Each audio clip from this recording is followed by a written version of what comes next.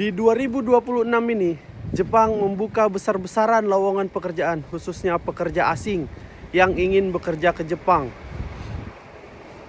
Khususnya para pekerja dari Indonesia.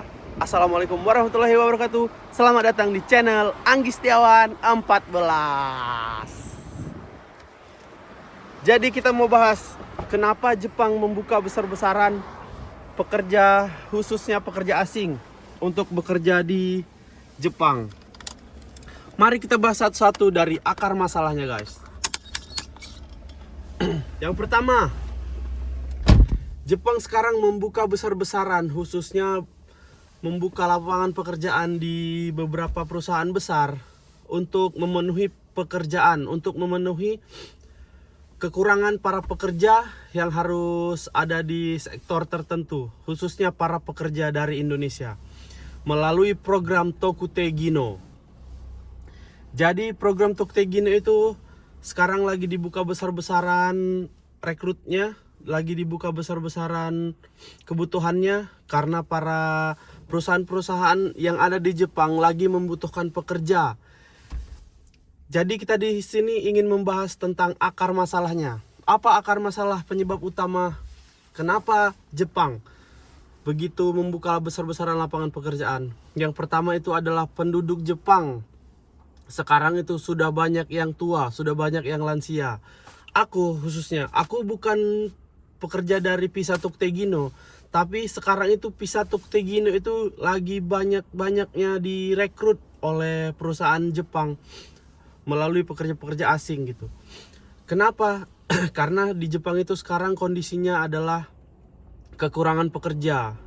Rakyat Jepang, warga Jepang sekarang banyak yang sudah menjadi lansia, banyak yang sudah di bawah umur rata-rata produktifnya. Jadi banyak yang di angka antara 70 sampai 100 tahun ke atas gitu. Memang masih banyak lagi yang bekerja, tapi kan sudah tidak produktif gitu. Di tempat aku aja yang kerjanya dari umur 60 ke atas lah gitu dihitung. Mungkin 60 masih produktif ya, 70 lah, 70 ke atas. Itu mungkin ada 10 orang.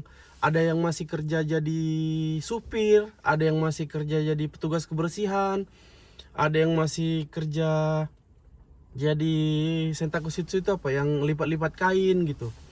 Itu umur 70 sampai ke atas, ada yang umur 80-an, ada yang di cubo juga, ada yang bantuin masak, mungkin motong-motong bawang gitu, ada.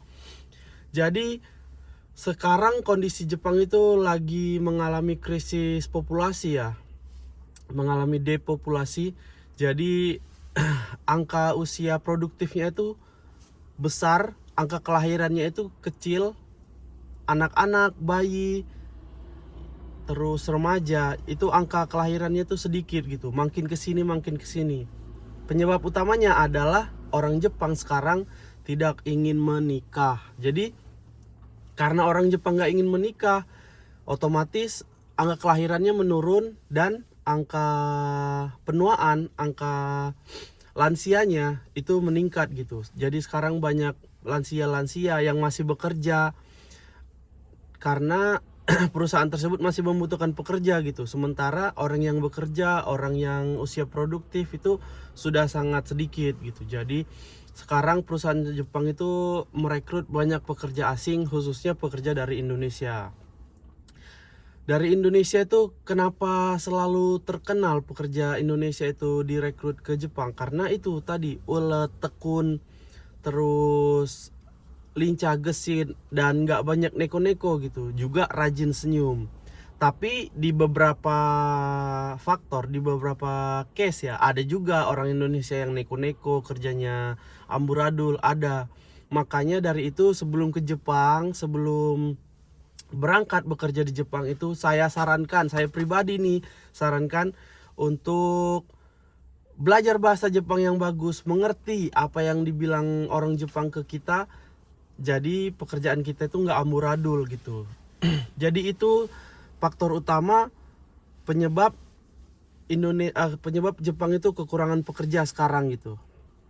Yang kedua, penyebab utama Jepang kekurangan pekerja itu adalah sekarang Jepang itu banyak anak mudanya itu yang nggak mau kerja fisik gitu. Contohnya kerja fisik itu apa bang?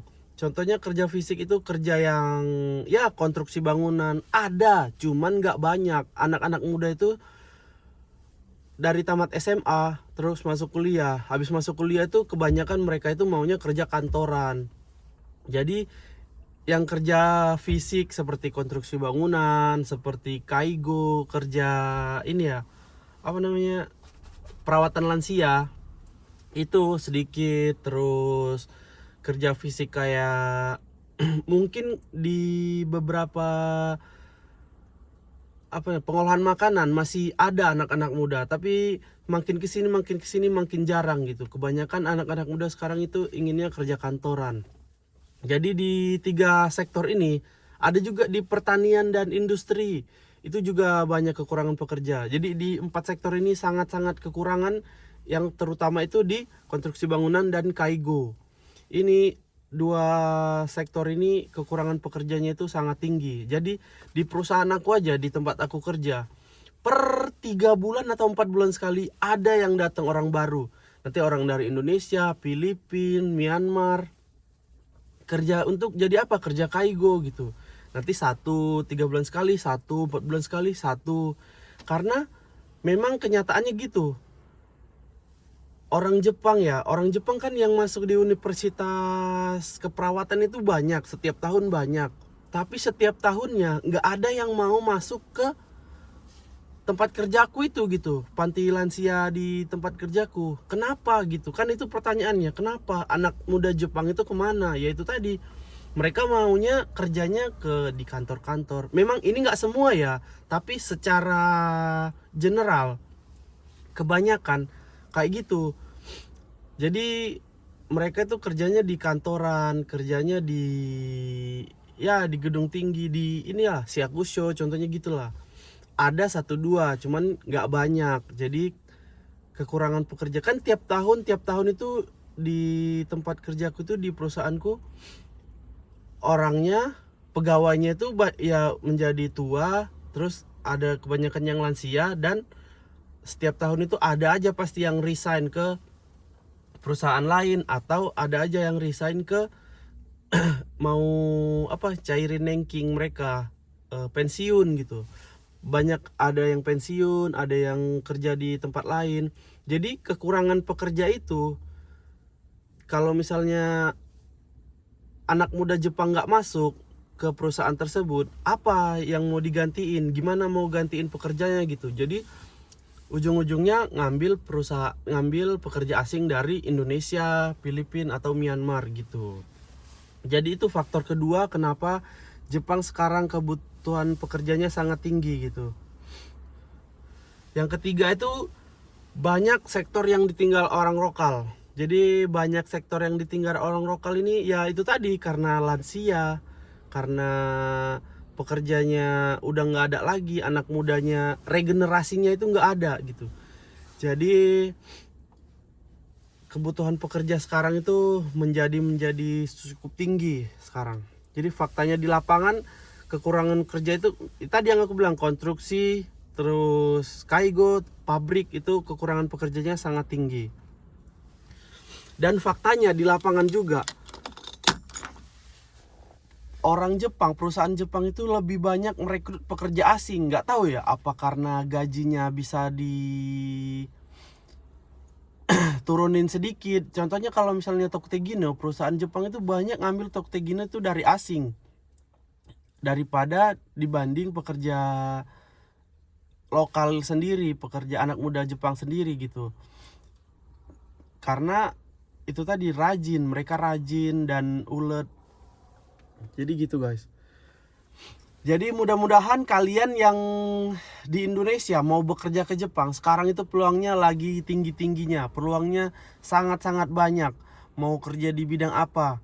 Tapi yang aku sarankan, yang aku cuiten ya, yang aku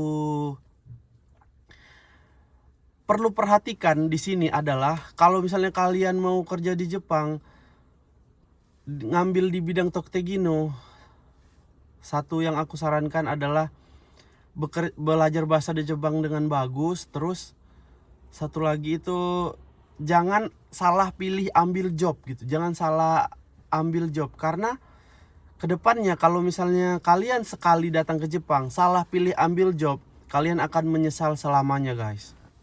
Kenapa? Karena ya itu tadi, kalau misalnya kalian passionnya itu nggak di bidang konstruksi bangunan gitu. Aku nggak jago sebenarnya konstruksi bangunan, cuman gara-gara ada butuh job di konstruksi bangunan dan cepet-cepet pengen pergi ke Jepang, kalian ambil aja job itu. Itu tidak disarankan ya, sangat-sangat dihindari seperti itu. Jadi kalian passionnya di bidang apa? Misal di bidang pastry, pengolahan makanan, ambil aja job pengolahan makanan. Tunggu sampai ada job pengolahan makanan gitu. Kalau misalnya belum ada, ya udah tunggu aja dulu, sabar. Karena nggak lama itu bakal datang lagi job pengolahan makanan gitu. Jadi kalau misalnya sekali salah ambil bidang, sekali salah ambil job di Jepang, itu menyesalnya bakal seumur hidup gitu. Nanti kerjanya mut-mutan, kerjanya males-malesan. Yang kena itu apa? Ujung-ujungnya kena itu dari Indonesia. Ini orang Indonesia ini pada males gitu-gitu. Jadi mungkin itu aja di segmen kali ini yang aku bahas tentang program Toktegino. Nanti di segmen berikutnya aku bakal bahas Toktegino versus magang, mungkin pisah yang mana yang lebih menguntungkan jika ingin berangkat ke Jepang duluan gitu. Mungkin kalian bisa saksikan di segmen berikutnya. Terima kasih banyak. Assalamualaikum warahmatullahi wabarakatuh.